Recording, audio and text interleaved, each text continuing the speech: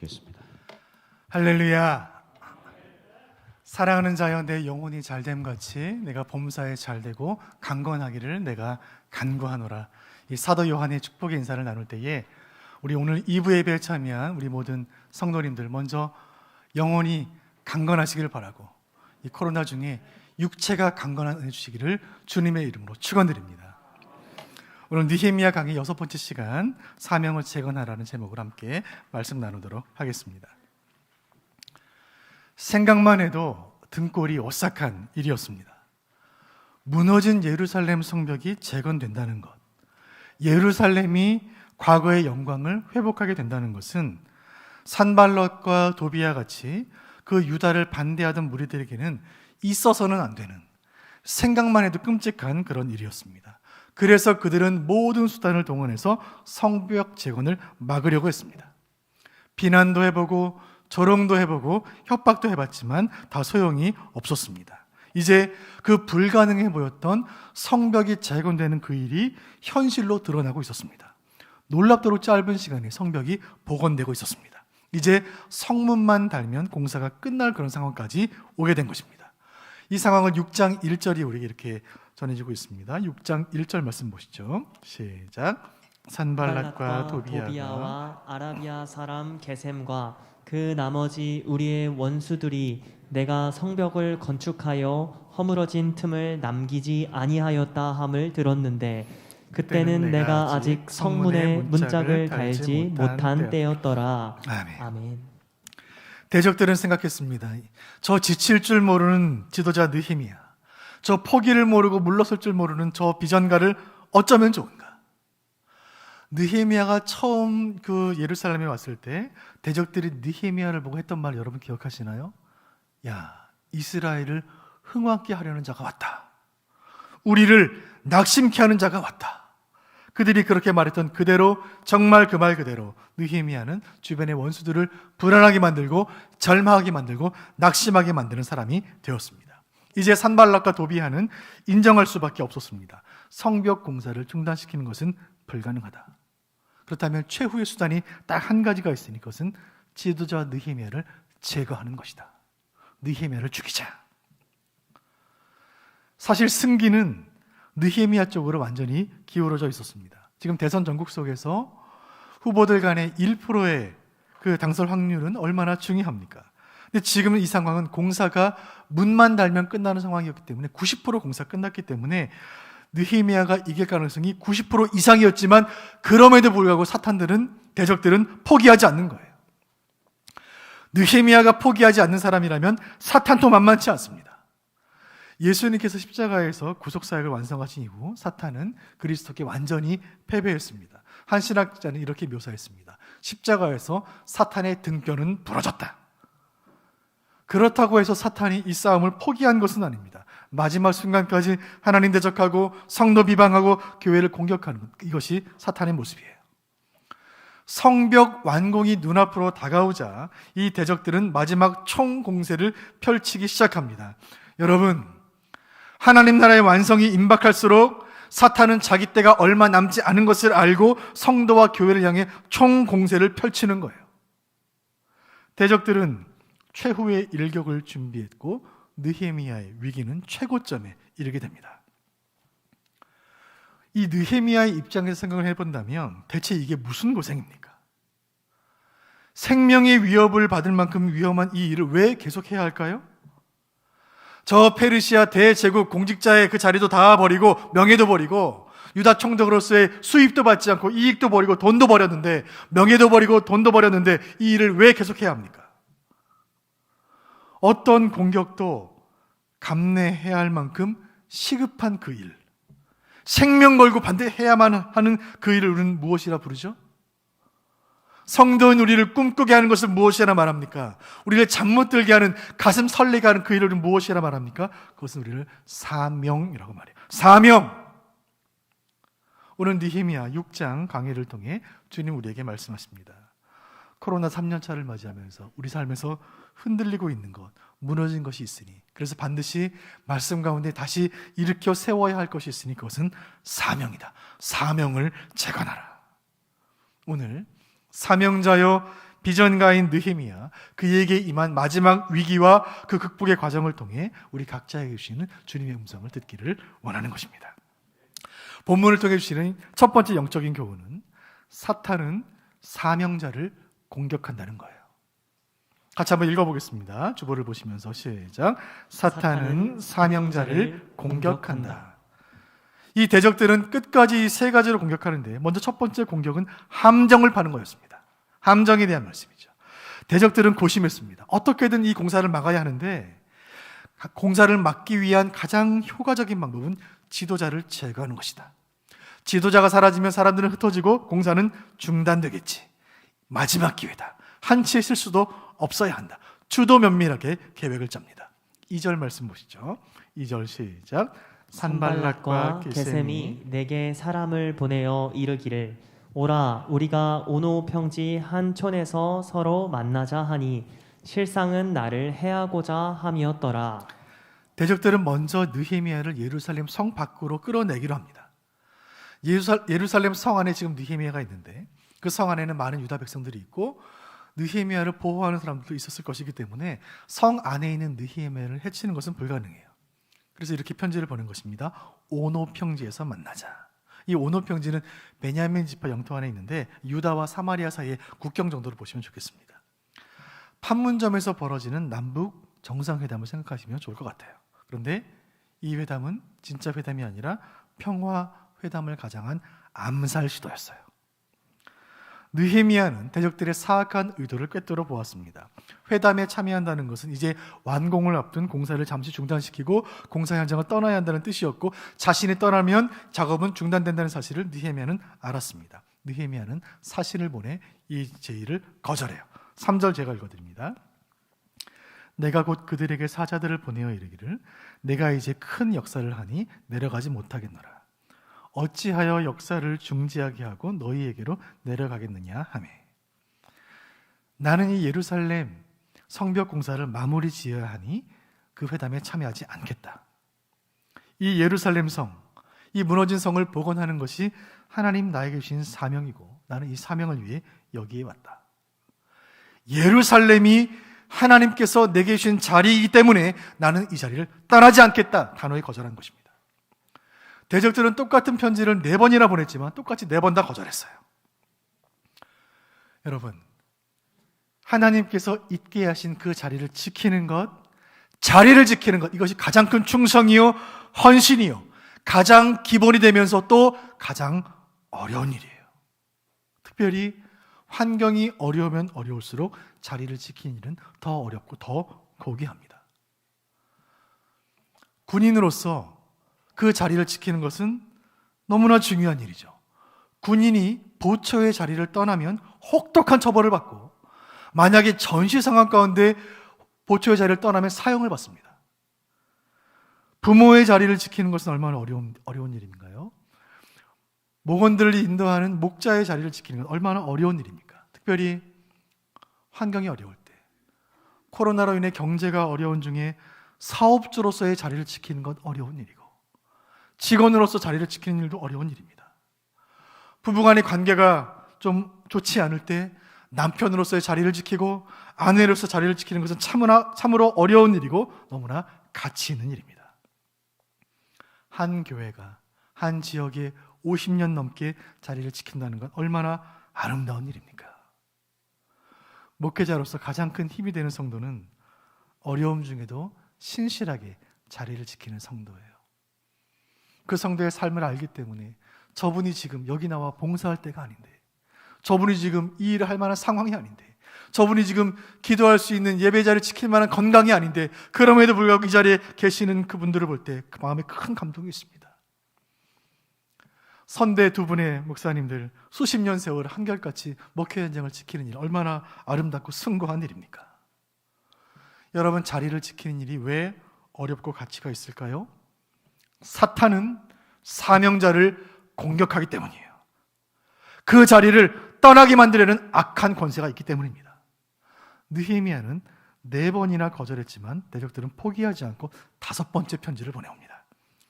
이번에는 협박 편지가 도착했어요. 자, 5절 말씀 보겠습니다. 5절 시작. 산발랏이 다섯 번째는 그 종자의 손에 봉하지 않은 편지를 들려 내게 보냈는데. 아멘. 이 편지는 지난 4번의 편지와는 달리 편지가 인봉이 되지 않았어요. 이 고대 사회에서 편지의 내용은 너무나 중요했고 거기에 군사 기밀과 보안의 내용이 많이 있었기 때문에 편지를 쓰면 양피지 끈으로 묶어서 인봉을 했습니다. 그 내용을 아무도 보지 못하도록. 그런데 이 5번째 편지는 인봉이 되지 않은 거예요. 마치 봉투 없이 보내는 엽서처럼 그냥 편지가 온 거예요. 그 내용을 누구나 다 읽을 수 있도록. 적들이 왜 그렇게 했을까요? 그 편지에 적혀있는 내용들이 다 알려지기를 원한 거예요. 그 내용이 무엇이었는지 6절을 보겠습니다. 편지의 내용을 보시죠. 6절 시작. 그 글에 이르기를 이방 중에도 소문이 있고 가스무도 말하기를 너와 유다 사람들이 모반하려 하여 성벽을 건축한다 하나니 내가 그 말과 같이 왕이 되려 하는도다. 이 편지의 내용에 따르면 느헤미야가 반역 음모를 꾸미고 있다는 거예요. 느헤미야가 성벽 공사에 열심을 내는 것은 사실은 왕이 되고 싶어서 그런 것이다. 그리고 이제 공사가 얼마 안 남았는데 성벽을 완성하고 나면 스스로 왕의 자리에 올라 이스라엘을 호령하라고 하는 것이다. 그 내용을 편지에 적어서 봉하지 않고 보낸 거예요. 이 내용은 사실 무근의 새빨간 거짓말이었습니다. 여러분, 거짓 소문이 지도자에게 얼마나 치명적입니까? 또 좋은 소문은 잘 안 퍼져나가지만 나쁜 소문은 빨리 퍼져나가요. 만약에 이 소문이 백성들 사이에 사실인 것처럼 퍼져나가고 이 소문이 페르시아 왕실까지 전해진다면 느헤미야는 반역자로 처벌을 받게 될 것이고, 이를 두려워한 느헤미야가 민심을 수습하기 위해 편지의 소문의 근원을 찾기 위해 자기들을 찾아오면 그때 대적들은 느헤미야를 죽이려고 하는 거예요. 봉하지 않은 편지. 대적들은 이 편지를 기막힌 전략이라 생각했겠지만 이 전략에는 결정적인 약점이 있었습니다. 대적들의 기대와는 달리 백성들은 그 편지의 내용을 알고도 전혀 흔들리지 않았습니다. 왜냐하면 백성들은 느헤미야가 그럴 사람이 아니라는 것을 잘 알고 있었어요. 느헤미야를 향한 백성들의 신뢰는 그 한 줄 편지 헛소문 한 자락으로 흔들 만한 것이 아니었습니다. 옛말에 10길 물속은 알아도 한 길 사람 속은 모른다는 속담이 있습니다. 그것처럼 사람은 겪어봐야 아는 것이고 겪어보면 아는 거예요. 백성들은 느헤미야를 겪어본 거예요. 느헤미야는 기도하며 비전을 품은 사람이고 평안한 삶을 버리고 오지러 온 사람이고 밤에 홀로 무너진 성벽을 돌보는 사람이었고 기도하며 함께 비전을 나눈 사람이었고 함께 백성들과 희생하며 땀 흘리는 사람이었어요. 만약 정말 그 헛소문대로 느헤미야가 왕이 되기 위해 이 자리에 왔다면, 그 욕심으로 이랬다면 아무도 느헤미야를 따르지 않았을 거예요. 하나님의 선한 일을 하다 보면 내가 하지 않은 일에 대한 거짓 소문들, 악한 루머들에 휩싸일 때도 있습니다. 그러나 우리 중심이 하나님 앞에 부끄러움이 없다면, 코람데오 하나님 앞에서 부끄러움이 없다면 세상의 평가나 소문에 연연하기보다 선한 양심으로 주일에 충성하는 것, 하나님께 맡기는 것, 이것이 신앙인의 자세인 줄로 믿습니다. 느헤미야는 대적들의 협박과 위협에 흔들리지 않았습니다. 대신에 그 협박과 위협을 가볍게 여기지도 않았습니다. 계속되는 위협을 받으면서 느헤미야는 자신이 영적인 전쟁의 최전방에 있다는 사실을 깨달았습니다. 소리 없는 전쟁이 벌어지고 있구나. 보이지 않는 영적인 세계에서 칼과 칼이 부딪히며 화살들이 날아다니고 있구나. 치열한 전투가 벌어지고 있구나. 이 싸움은 혈과 육의 싸움이 아니구나. 영적인 싸움이구나. 그렇다면 이 싸움의 무기는 단 한 가지밖에 없구나. 기도밖에 없구나. 느헤미야는 간절히 기도하기 시작합니다. 9절 하반절 말씀, 느헤미야의 기도를 제가 읽어드립니다. 이제 내 손을 힘있게 하옵소서 하였노라. 아멘. 이제 내 손을 힘있게 하여 주옵소서. 느헤미야는 하루하루 세상 속에서 전쟁 같은 일상을 바쁘게 살아가는 우리들에게 짧지만 강력한 기도를 가르쳐줘요.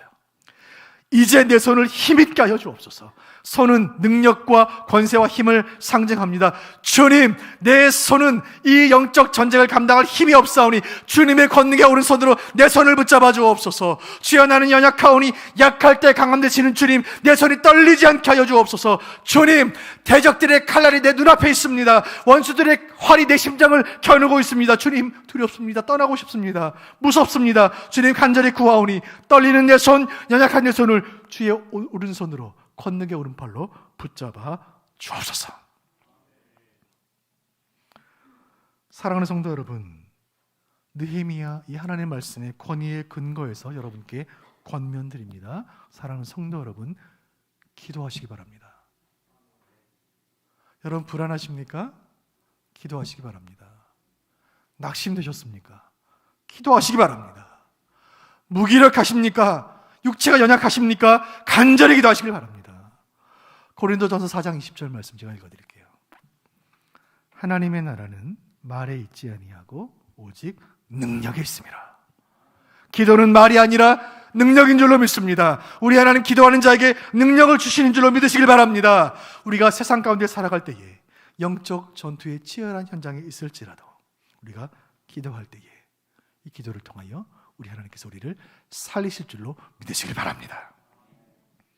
함정이 있었고 협박이 있었지만 느헤미야는 흔들리지 않았고, 이제 대적들은 세 번째 계략으로 느헤미야를 위협합니다. 그것은 거짓 예언이었어요.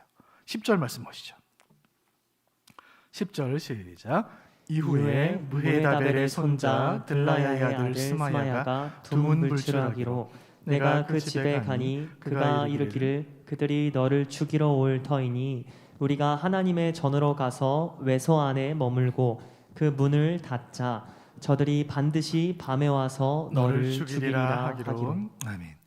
이 느헤미야서를 읽다 보면 느헤미야를 끝까지 반대했던 산발락과 도비야와 게셈이 있고, 근데 그 외에 오늘 10절에 또 한 사람의 느헤미야의 대적이 등장하는데 그의 이름은 스마야입니다.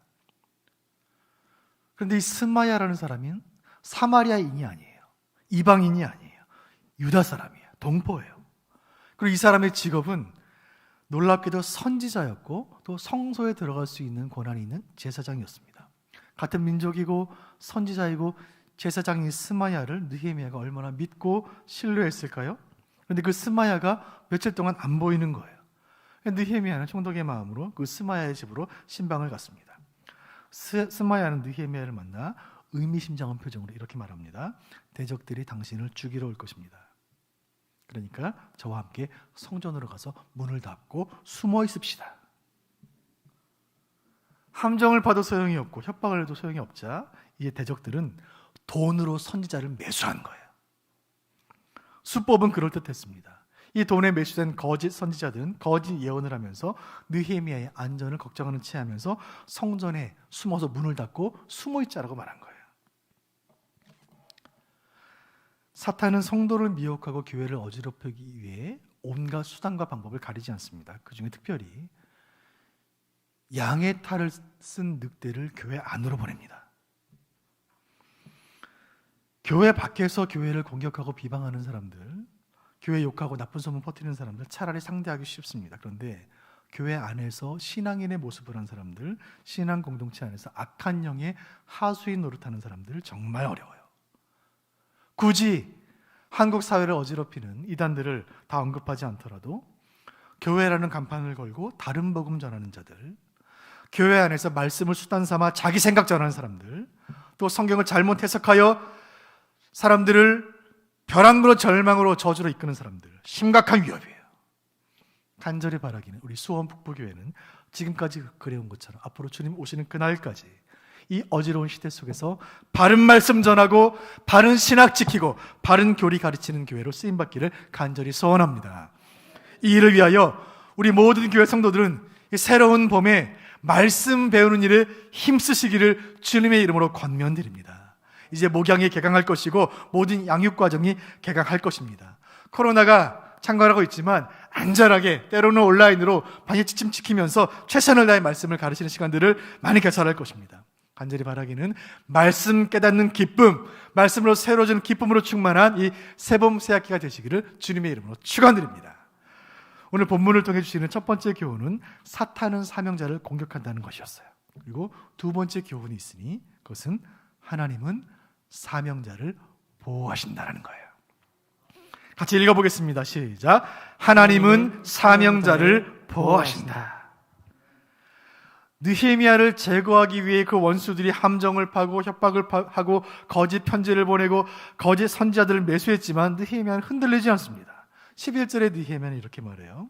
내가 이르기를 나 같은 자가 어찌 도망하며 나 같은 몸이면 누가 외소에 들어가서 생명을 보존하겠느냐?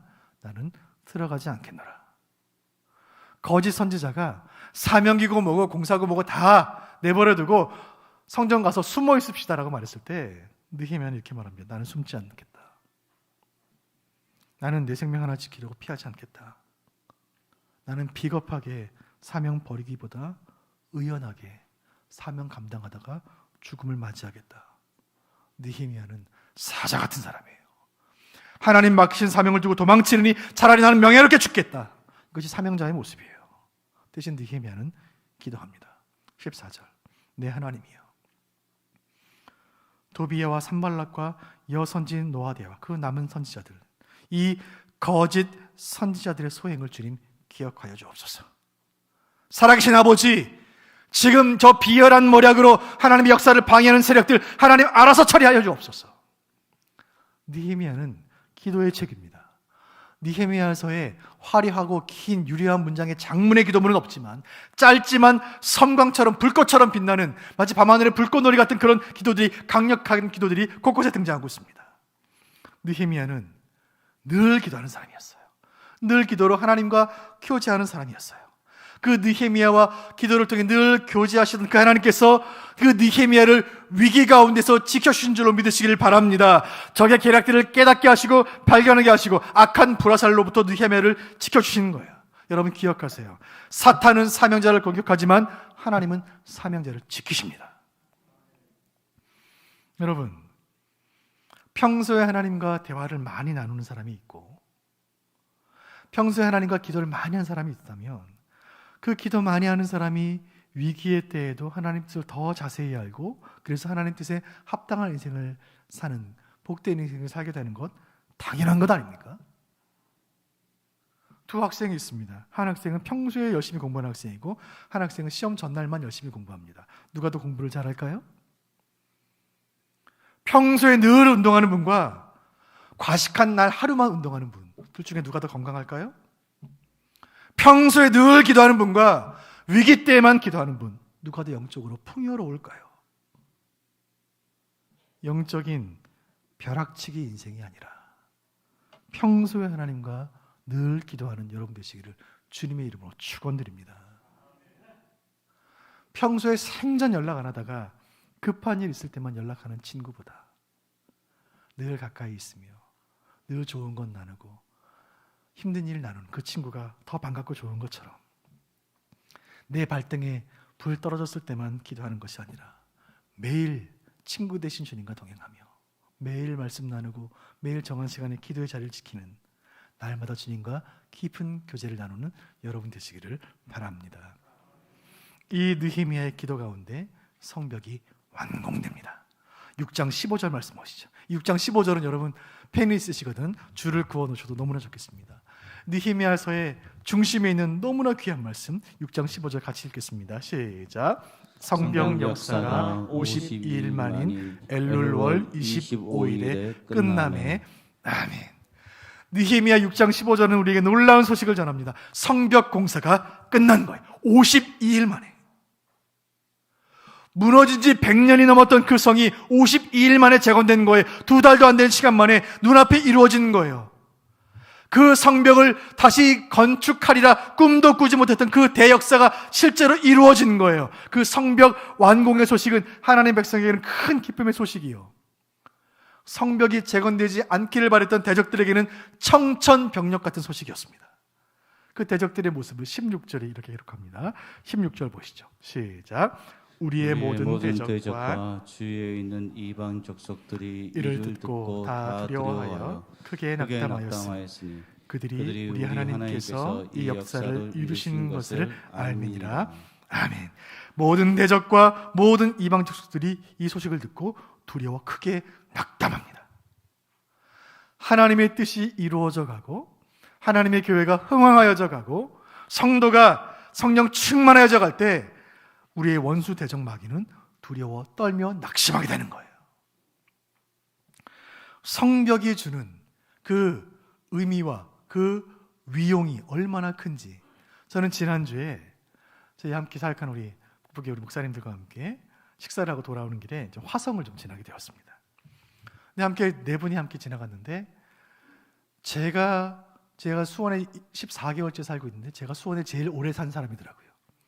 이분들은 수원을 잘 모르는 분들, 수원 오신 지 2달 되신 분, 4달 되신 분, 6달 되신 분과 함께 제가 화성을 지났는데 이분들은 화성이 어떤 성인지 잘 모르시길래 제가 수원 1년 2개월 산 제 경험을 바탕으로 화성에 대해 자세히 가이드를 좀 해드렸습니다. 정조대왕이 이 성을 지으셨고 정약용이 성을 지어서 이렇게 아름답게 보존되어 있다. 그러면서 그 말 하면서 소경이 소경을 인도하는 것은 아닌가 좀 머쓱한 마음이 들기는 했습니다.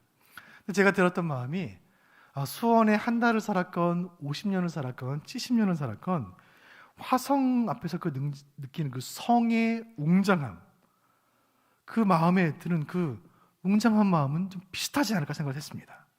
그 견고하고 빈틈없이 지어진 이 성벽이 주는 그 위용은 얼마나 대단한지, 그 성을 보고 있노라니 그 성을 지은 건축가의 그 천재성이 느껴지고 그 성을 짓도록 한 임금의 권위와 그 시대 그 나라의 국력이 한눈에 보이는 것 같았어요. 여러분, 예루살렘 성벽이 완성이 되었습니다. 그 성벽은 하나님이 살아계시다는 사실을 온 세상에 말하고 있었고 살아계신 하나님이 그 백성과 함께 하신다는 사실을 소리 없이 그러나 웅장하게 온 열방을 향해 외치고 있었습니다. 그 성벽 앞에서, 완성된 성벽 앞에서 대적들의 조롱과 비난은 경탄과 경외로 바뀔 수밖에 없었습니다. 대적들은 늘 조롱하며 이렇게 말했었습니다. 하나님은 살아계시기는 한 것인가? 저 무너진 성벽처럼 이제 너희는 무너진 나라요, 무너진 백성이 아닌가? 너희가 그 성벽을 다시 짓는 것 가능이나 한 일인가? 여우 한 마리 올라가도 무너지지 않겠는가? 왜 불가능한 일에 그렇게 열심을 내는가? 그렇게 조롱하던 원수들도 완공된 성벽 앞에서 그 조롱하던 입을 다물 수밖에 없었습니다. 사방에서 유다를 공격하기 위해 호시탐탐 노리던 대적들은 완성된 성벽의 위용 앞에서 칼을 내려놓을 수밖에 없었습니다. 전의를 상실했습니다. 느헤미야의 한마디가 우리 가슴에 남습니다. 16절 하반절 다시 한번 보겠습니다. 16절 하반절 그들이부터 읽겠습니다. 16절 보여주세요. 16절 그들이 시작. 그들이 우리 하나님께서 이 역사를 이루신 것을 알미니라. 아멘. 하나님이 이 역사를 이루셨다. 이 겸손한 고백이 저와 여러분의 고백이 되기를 간절히 소원합니다. 성벽 재건은 느헤미야가 없었다면 불가능했을 거예요. 그것은 느헤미야의 비전과 느헤미야의 치밀한 계획과 위기관리 능력과 백성과의 소통 능력이 이루어낸 기적 같은 결과였습니다. 그러나 느헤미야는 말합니다. 이 일은 하나님께서 하신 일이다. 하나님이 하셨다. 느헤미야는 비전가였고 사명자였을 뿐만 아니라 그는 겸손한 사람이었어요. 우리 교회가 기도의 시간마다 다음 세대를 위해 기도할 때, 자녀들을 위해 기도할 때 늘 기도하는 제목이 있습니다. 첫째, 실력을 주옵소서. 둘째는 영성을 주옵소서. 그리고 셋째는 겸손을 주옵소서. 실력과 영성과 겸손을 겸비한 글로벌 크리스찬 인재들로 쓰임받게 하여 주옵소서. 여러분, 겸손은 교양이 아닙니다. 겸손은 인격이 아니에요. 겸손이야말로 진짜 신앙이에요. 진짜 믿음은 겸손이에요. 겸손한 자는 기도합니다. 겸손한 자는 주께 은혜를 구합니다. 겸손한 자는 희생하고 겸손한 자가 하나님께 쓰임을 받습니다. 느헤미야는 겸손히 하나님께 고백합니다. 주님, 제가 한 게 아닙니다. 하나님이 하셨습니다. 이 일은 하나님 계획하셨고 하나님이 진행하셨고 하나님께서 끝내셨습니다. 저는 무익한 종입니다. 저는 주님 말씀에 순종했던 물도온 하인일 뿐입니다. 이 큰 일을 이루신 주님 모든 영광을 받아 주옵소서. 느헤미야는 완성된 성벽 앞에서 큰 깨달음을 얻었습니다. 하나님 살아계시는구나. 하나님 살아계시는구나. 하나님의 계획은 실패하지 않는구나. 대장마귀가 아무리 공격하고 아무리 비난하고 아무리 모함하고 아무리 협박해도 하나님 마침내 이기시는구나. 하나님 꿈을 이루시는구나. 사랑하는 성도 여러분, 한 비전을 나누고 한 배를 탄 동역자 여러분, 여러분은 어떤 꿈이 있으신가요? 느헤미야 말씀을 주일마다 나누고 집에 가서 또 읽고 또 필사하는 중에 우리의 무너진 것들이 하나둘 재건되어져 가고 우리의 무너진 예배가 완전히 회복되고 우리의 무너진 믿음이 완전히 재건되는 그날을 꿈꾸고 계십니까? 그날, 우리의 무너진 성벽이 재건되는 그날, 우리 영적인 성벽이 완공되는 그날, 사탄은 낭망하여 두려움에 떨게 될 줄을 믿으시길 바랍니다. 우리 대적마귀는 슬피 울며 이를 갈게 될 것입니다. 왜요? 그날, 그 승리의 날에 마귀는 그리스도의 권세 앞에 무릎 꿇는 것 외에 더 할 수 있는 일이 아무것도 없기 때문에 그렇습니다. 오늘 말씀을 통하여 주님 우리에게 주님의 음성을 들려주십니다. 사명이 목숨보다 귀하다. 사명이 목숨보다 귀하다. 느헤미야는 목숨을 노리는 대적들 앞에서도 그 사명을 끝까지 감당합니다. 하나님께 받은 사명을 목숨보다 소중히 여겼기 때문입니다. 데이빗이라는 이 소녀는 스코틀랜드의 노동자의 아들로 태어났습니다. 집은 가난했지만 데이빗은 불행하지 않았어요. 그래서 마음속에 꿈이 있었기 때문에 그래요. 나는 선교사가 되어 아프리카에 가서 복음을 전하리라. 신학 공부 열심히 하고 의학 공부 열심히 해서 아프리카로 떠난 그의 나이 27세. 27에 아프리카에 첫 발을 디뎠고 그 이후로 죽는 날까지 아프리카 전 대륙 29,000마일을 선교 여행을 했습니다. 선교 역사는 이 데이빗 리빙스턴에게 아프리카 선교의 아버지라는 이름을 붙여 주었습니다. 그림 보여주시죠. 200년 전 아프리카가 어땠을까요? 데이빗 리빙스턴은 선교하는 중에 계속해서 풍토병에 걸렸고 또 그 당시 서양인들에게 적대적인 그 원주민들에게 죽을 고비를 여러 번 넘기고 한 번은 복음 전하다가 사자에게 어깨를 물려서 죽을 고비를 넘겼습니다. 그 모습을 지켜보면서 사람들은 말했습니다. 저 백인 선교사 아프리카에서 곧 죽을 것이다. 얼마 못 갈 것이다. 그 말을 들은 리빙스턴이 이런 말을 했습니다. 사명자는 죽지 않는다. 사명자 죽지 않는다. 나는 하나님께 사명받았고 아프리카 복음이 내 사명이고 그 사명 아직 이루어지지 않았기 때문에 나는 아직 죽지 않는다. 내가 받은 사명 다 이루고 나면 그때 하나님 나를 부르실 것이다. 나는 그날에 기뻐하며 천성길에 들어갈 것이다. 아직은 아니다. 사명자인 리빙스턴은 죽음을 두려워하지 않았습니다. 사명자인 느헤미야는 죽음을 두려워하지 않았습니다. 느헤미야가 두려워한 것은 사명을 이루지 못하고 죽는 것이었습니다. 목숨 걸고 일하는 사람을 막을 사람 아무도 없습니다. 느헤미야는 성벽에 목숨을 걸었어요. 그 성벽에 인생을 걸었습니다. 그는 간절했고 절박했습니다. 간절함이 있으면 아이디어가 생기고 간절함이 있으면 방법을 찾게 되는 것입니다. 간절함이 있으면 기도하게 되고 간절함이 있으면 하나님 돕는 사람들을 붙여주시는 거예요. 느헤미야는 코로나 3년차를 보내면서 영적인 무기력증에 걸린 우리들을 정신 번쩍 나게 하는 사람이에요.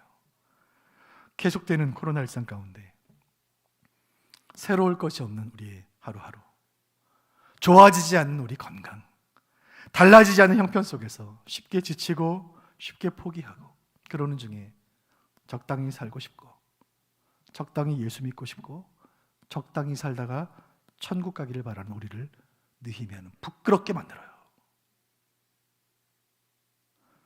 똑같은 일상에 의미를 부여하고 매일매일을 새롭게 만드는 힘이 어디에 있을까요? 내가 사명자라는 사실을 깨달을 때 우리 인생이 뒤집어지는 거예요. 똑같은 일을 해도 사명자는 다른 것입니다. 내일 월요일 아침에 똑같이 출근을 해도 똑같이 집안일을 해도 똑같이 공부를 해도 이것이 내 사명이라 생각하면 눈빛이 달라지는 거예요. 느헤미야는 예루살렘 성벽을 다시 세우는 것을 사명으로 받았고 그날로부터 그 한 가지의 목숨을 걸었습니다. 그리고 그것이 그의 인생이 되었고 그것은 역사가 되었습니다. 사랑하는 성도 여러분, 여러분의 사명은 무엇입니까? 성도의 사명에 대해 여러 가지를 말할 수 있겠지만 저는 두 가지 말씀을 드리고 싶어요. 첫 번째, 직분이 사명입니다. 따라하시죠. 직분이 사명이다. 성도가 교회 안에서 받은 사명을 직분이라고 말합니다. 사랑하는 직분자 여러분, 받은 직분에 충성하시기를 바랍니다. 또 한 가지, 직업이 사명이에요. 따라하시죠. 직업이 사명이다. 성도가 교회 안에서 받은 사명을 직분이라고 말하고, 성도가 세상 속에서 받은 사명을 직업이라고 말하는 거예요. 하나님 허락하신 직업에 충실하시기를 바랍니다. 우리가 교회와 세상에서 우리의 자리를 지키며 받은 사명 감당할 때에 하나님의 나라는 확장되어져 가는 것이고, 우리 하나님 영광을 받으실 줄로 믿으시기를 바랍니다. 오늘 이 말씀들은 우리 모두는 사명이 목숨보다 귀함을 알고 주님 내게 주신 사명에 충성하며 그 사명 귀히 여기며 살아갈 때에 사명자는 죽지 않으며 사명자는 시들지 않으며 사명자는 패배하지 않는 이 성경의 비밀한 진리를 몸소 체험하는 복된 인생들 되시기를 주님의 이름으로 축원드립니다. 이 마음의 소원을 담아